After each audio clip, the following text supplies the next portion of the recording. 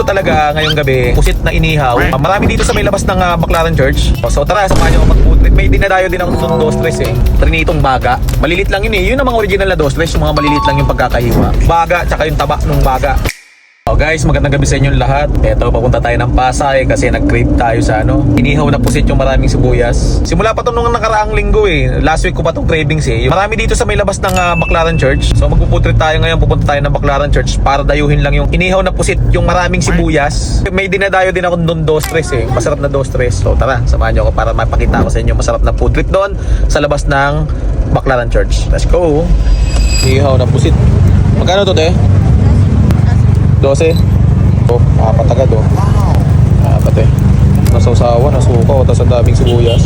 Bakit sir? So, ito na, may luto na tayo oh.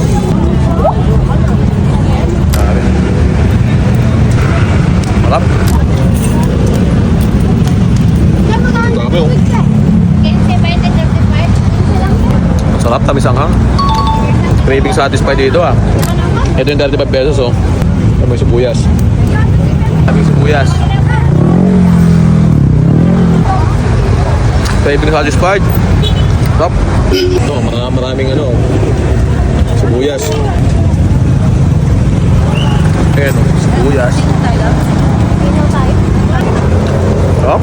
Ang sarap pa ng timpla yung suka ni ate. Tamis anghang. Sarap nito magkatimpla oh.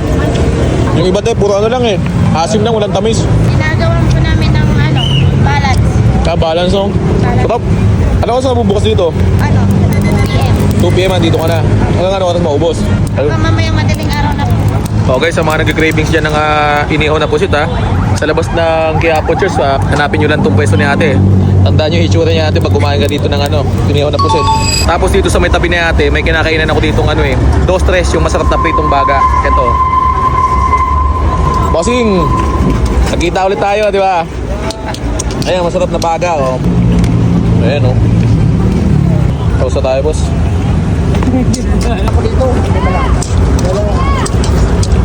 Sarap. Pagkain boss, di ba? Ako pagluto tayo. Sarap ito guys oh. Namiss ko itong baga ng baka. Dati 3 piso lang ito, kaya 2-3 ngayon 5 piso na daw isa. Tumaas na boss? Oo, tumaas na. Sili. Dalawang baga. Up. Kevin. Dalawa pa ulit, dalawa pa. Dalawa naman.